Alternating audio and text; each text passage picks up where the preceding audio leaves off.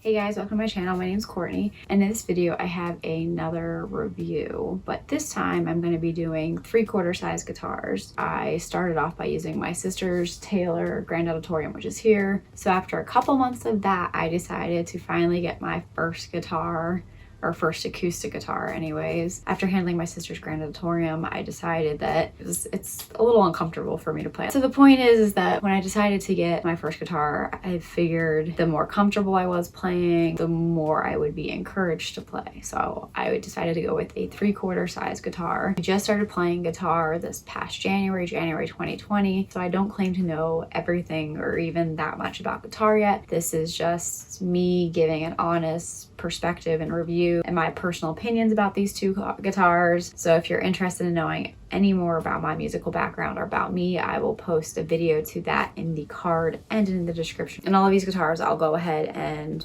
put down below as well if you're interested in checking them out. So in this video I will be letting you know why I chose the guitars that I chose. I will be showing you the specs and a close-up of each of them. I will attempt to do a little bit of a demonstration playing on each of them, and then finally I'll let you know which guitar I'll end up keeping. So stick around if you're interested, and we'll go ahead getting into looking at these two guitars. So when I was choosing which 3/4 size guitar that I wanted, I knew I wanted something that I would be happy with for years to come, so I wasn't really looking at super cheap guitars. So I started off by obviously looking at some of what Taylor had to offer. I knew that I wanted one that had a pickup and preamp, and a built-in tuner would be nice as well. So I started off by looking at some of the GS Minis and the Baby Taylors. Some of them were a little bit more expensive than I really wanting to get, and then some of the other ones were less expensive, but they didn't have the built-in tuner. I kind of felt like you weren't getting as much for your money because they're Taylor, so you're paying for the name and you're paying for that quality. The next brand that I was looking at were Lunas. I never really knew anything about them. I kind of came across that brand actually looking at their ukuleles. They definitely are more of a artsy brand, which I kind of like. I love inlays and I love special designs on them, so that part was appealing. So it's their Safari series that seem to be their smaller travel guitars. Definitely in a reasonable price range. I think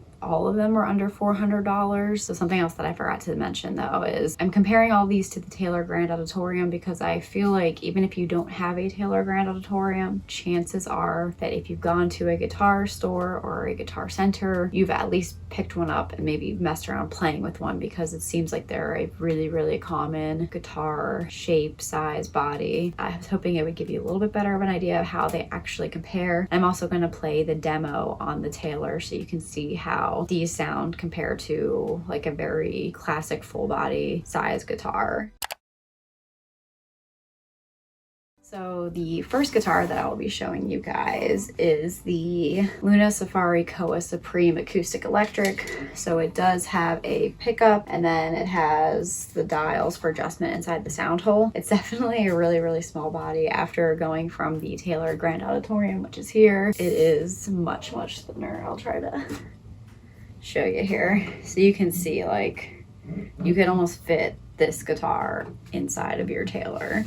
So that part of it was really appealing to me because it is really convenient to travel with and it's really easy to play. I would say one thing that I struggle with, the strings are definitely spaced more closely than I'm used to with the Grand Auditorium. So I have to be much more precise with my finger placement. So if you have bigger fingers, that might be something to consider. But other than that, it's like a very pretty inlay around the sound hole. It has open gear tuners, which I don't really know if that's a good thing or bad thing. It stays in tune pretty well from what I've seen. It has moon phases as the fret markings, which I thought was a unique touch. And then this guitar came with a gig bag, which don't love the color, but it is definitely, I actually like this gig bag better than the other one. It has a padded handle so you can carry it this way. It has a back strap so you could switch whichever side you want to carry it on across your back. And then it definitely has a decent amount of padding on the inside, and then it has this cool, I don't know if I can show you, it has this cool thing here, I guess, to protect your pickup on the bottom of your guitar, this extra little padding flap, and then it has extra protection on the outside of the case, so if you're setting it on the ground. And then it also has a Velcro pocket here to put stuff in. So all in all, I thought it had a lot of nice touches, and not my favorite color, but it definitely will do a good job protecting your guitar. So it was nice that they included that with the price of the guitar and you didn't have to pay extra for it.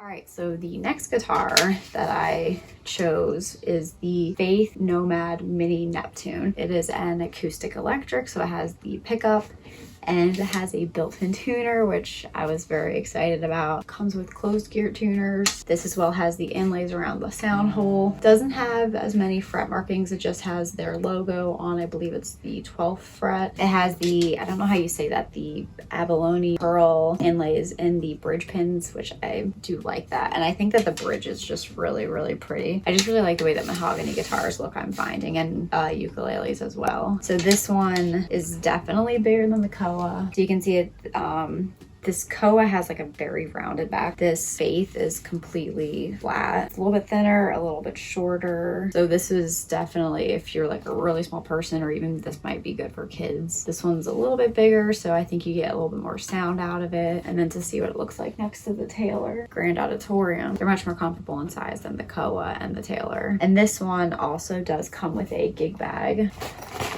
I like the color a lot more on this. It also feels more like a standard gig bag. It's not as tight fitted as the Luna is. For the Luna, there's a lot less room for the guitar to wiggle around. This is a lot looser, and it doesn't have some of the additional touches that I like. Like there's no pickup protection in the bottom. There's no rubber at the bottom to protect it as well. But it does have a padded handle for you to carry it this way. And it has adjustable backpack straps with a little bit of padding, and then also has a strap here. Very nice, spacious front zipper. You get more room in this than you would in the Luna, which is nice. So it's definitely a very solid gig bag. Just I thought that the other one had a little bit more detail.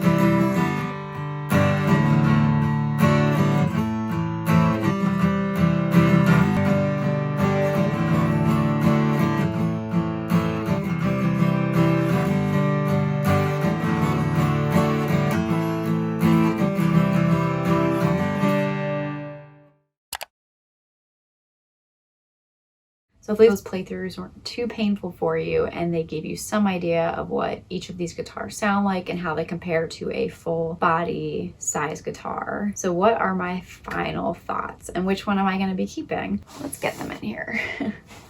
So which one of these am I going to keep?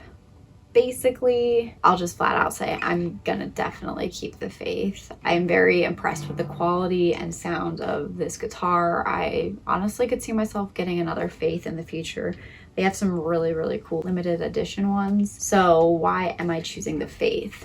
Despite even having really small hands, this Luna is definitely harder for me to play. Like I said, you have to be a lot more precise with where you put your fingers. I also feel like, I don't know if there's a difference between the strings. The strings on the Luna also came to me and they kind of look like they're already forming a sort of rust on them. I feel like the bottom string sounds like really tinny on this, and I don't know if I'm doing something wrong or again if it's the strings, but I just think that this sounds nicer and it's more comfortable for me to play. Again, this one is like $300 cheaper and is a little bit smaller, so if you're looking for a smaller guitar or a guitar for a kid, I don't think you'd regret getting this one. It's very pretty, it sounds nice. I think it'll hold up really well. Just for my personal preference though, I'm much happier with the Faith and I've loved playing it the last month or so that I've had it. The price ranges are definitely pretty different between the two guitars. I feel like the Faith guitar is definitely better quality, really solid feeling and sounding guitar. I've never played one of the Taylor GS Minis, but I kind of think that maybe it would be a comparable option to that. Plus you're getting the built-in tuner, which maybe that doesn't matter to you, but I just feel like you're getting a lot of bang for your buck with this Faith guitar. But yeah, so hopefully that was helpful to someone. Again, I don't claim to know all that much about guitars yet. I've only been playing since January. This is my first guitar purchase, so I don't have a whole lot to compare it to, but I think that they really are both really beautiful guitars in their own way. They both sound nice to me. Not that my ear is that refined. I don't know. Maybe to somebody else, they might think that the Luna sounds like crap. I don't really know. They both hold their tune pretty well. It kind of depends what you're looking for. If you guys have any questions or comments or different experiences with either of these guitars, go ahead, share your comments. I'd love to read them, and I'm sure other people would enjoy hearing if you've had a different experience with either of them, or even if you have a different 3/4 size guitar that you recommend. Like I said, I kind of want to look into the GS Minis to see how they compare, and then maybe one day, not that I'm in a rush to get another 3/4 size guitar, but maybe one day I would look into getting that as well. But anyways, I